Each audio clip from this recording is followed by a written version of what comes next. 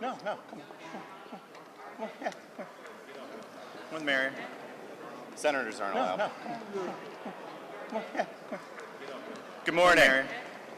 Senators State Representative Seth Grove. I'm currently the interim chair for the State Government Good Committee morning. and chairman of the Government Oversight State Committee. Representative Seth In these Grove. capacities, I'm I've been currently asked the to interim review chair for 2020 the State election Government Committee and the chairman of the Government Oversight Committee. In these capacities, I've been asked to review the 2020 election, mind you, with 9 business days before Thanksgiving and the end of session when our standing committees turn into pumpkins.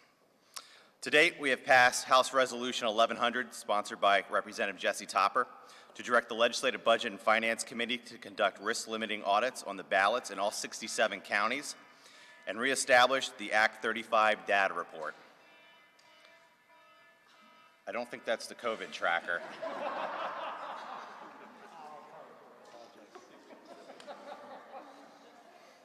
Can't make this stuff up.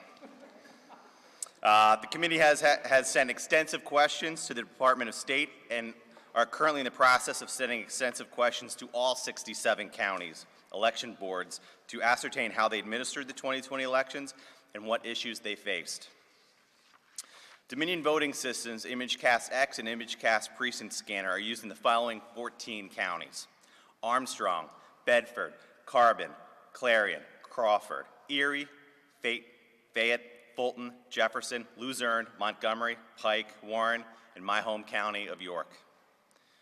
This represents 1.3 million people who voted in the 2020 general election, or 19% of the total vote.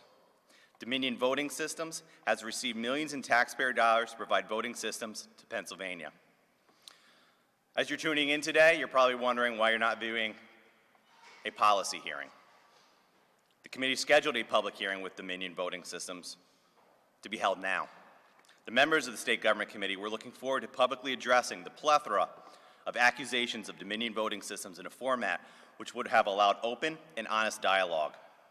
I was impressed at what appeared to be the willingness of Dominion Voting Systems to address accusations, and it would have put the 1.3 million Pennsylvanians who use their machines at ease, including myself. Thinking Dominion was willing to publicly back up their product, which Pennsylvania taxpayers invested millions to purchase and voters entrusted with their sacred ballots, was truly remarkable.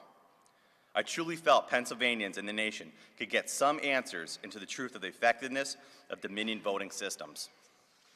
Unfortunately, last evening, Dominion Voting Systems lawyered up and backed out of their commitment to the people of Pennsylvania to provide their input in a public format and discuss their voting systems, of which 1.3 Pennsylvanians entrusted. Instead of running towards the light of honesty and integrity, Dominion Voting Systems retreated to the darkness. Why? Why would a vendor of public goods fear discussing their products sold to the public for the public good? If Dominion's products were successful and operated as they were supposed to, why wouldn't Dominion take the opportunity to publicly review its success?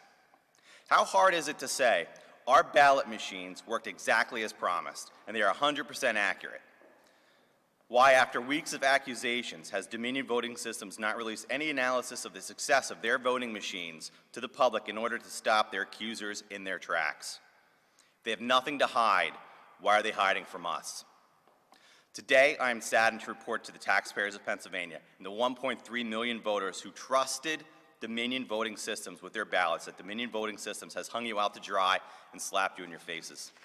Not only are Pennsylvanians more skeptical, but the actions of Dominion Voting Systems last night have led credibility to their accusers' accusations.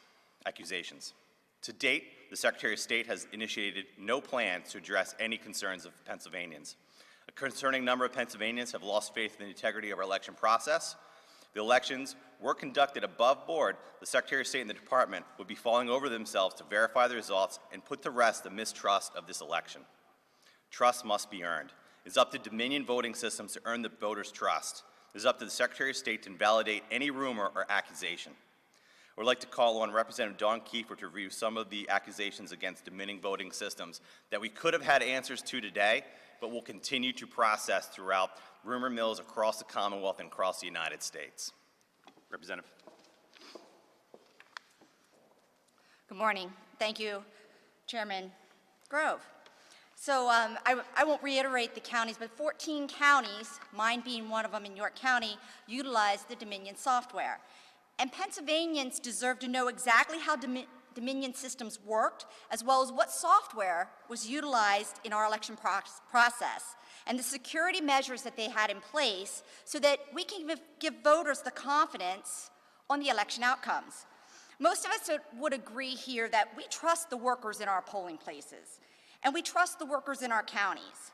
There are neighbors and there are people that we elected. But what we don't know, and therefore we can't trust, is the role of third-party companies, right? So when Dominion said they would come in and answer the question, this was an opportunity for them to demonstrate who they were, the services they were providing, the products that they were selling us, and how they were being utilized, and give the voters the confidence that they're looking for.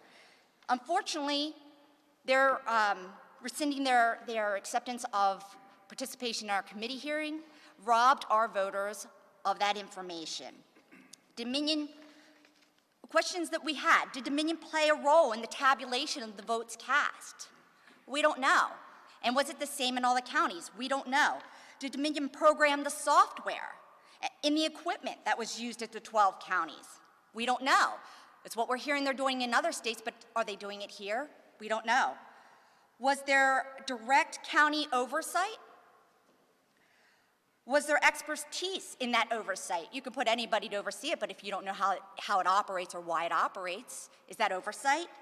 Were test runs conducted before the election? Were they done after the election? How do we know? Does Dominion use open source softwares so that observers can go in and they can see exactly what switches are being turned on and turned off? We don't know. Transparency is key. So if they're doing this, if they used open source software, right, we would know what's going on there. The average observer could take a look to see what that process is. Moreover, how tightly controlled is the source code, and who has control of that source code? For all of the Dominion software that's being used in every single one of these counties. Is it the state? Is it Dominion? Is it the county? We need to know these answers. So we know that we handled just a handful of companies. Actually, I'm sorry, a handful of companies have the corner of this market. I think there's only like 4 or 5 in the entire country that provide election equipment and software. We need to know exactly how this is being operated. Having an open source is one of the ways to do that. Blind trust is not something that we can do when software is programmed and operating has to be explained. Blind trust is just simply not acceptable. To say we're disappointed by Dominion's last-minute cancellation is an understatement. We have a duty as those constitutionally charged with the facilitations of elections in the state, and it's imperative that we demonstrate that our electoral process and our system was fair, was free, and was equitable. And unfortunately, without having these questions answered, we can't give voters the confidence that they're looking for. Thank you. Thank you, Representative. The issues and accusations could have been professionally addressed this morning. Pennsylvanians could have been put at ease, but we walk away more skeptical. With that, I'll take any questions. Yes.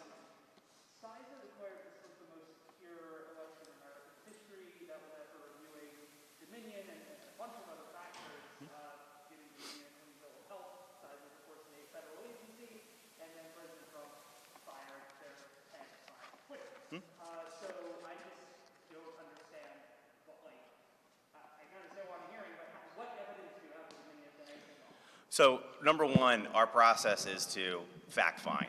We wanted to fact find. Part of this hearing was to fact find, to bring Dominion in and address all those concerns that are out there.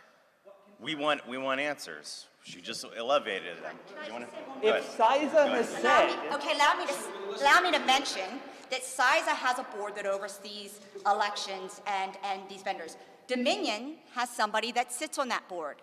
Did they participate in those hearings, in those conversations? Were they part of that? So, I mean, I think there's a little bit of a conflict of interest, and it's my understanding that each of these software and hardware companies have people that sit on this board. So, and as you ask, What do you have to say, because CISA says it was most fair, what proof do they have, without having performed the audits of everything, to say that it was the most free and fair and secure elections ever performed? What evidence did they provide? I haven't seen any. Y'all were here months ago talking about CISA standards for safety of people in this pandemic, and now CISA isn't good enough. It just does not make sense. Standards. Are different than an audit. Right. So today we were supposed to sit down with Dominion and have an open forum discussion on all those issues. Whether they're true or not, let's have the discussion and knock them down to provide accuracy to our voters. They walked away from the table. There was no reason to do that. They're not being litigated. There's no lawsuit against Dominion that's currently filed. If we as a standing committee, if we as legislators that are duly elected to do oversight of state government, particularly of this election, how are we to do that if everybody wants to, that we want to have to ask questions to, says, sorry, we can't come before you because we might get litigated.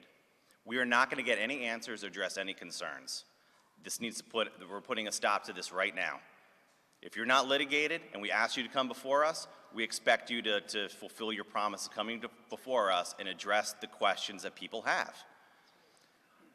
It's not going to change the outcome, but we need to know what happened. Dominion was part of that. There are broad accusations. I didn't say they were true. I didn't validate any of those accusations. We wanted to give them the opportunity to address them. They chose not to. Why? That is what we want to know. So have you talked to Chairman Saylor? It adds more skeptical issues with our constituents moving forward. We just tried to have an open discussion. That was the point of the hearing, Steve. So have you talked to Chairman Saylor about subpoenas? You have subpoena power? Are you going to Subpoenas are a tool of the legislative body. They're effective in providing oversight. And that is as far as we're going to discuss subpoenas. Any other questions? No further questions. Thank you all for coming out. Hopefully Dominion will be responding to this with concrete answers to every single accusation that's been out there. Thank you.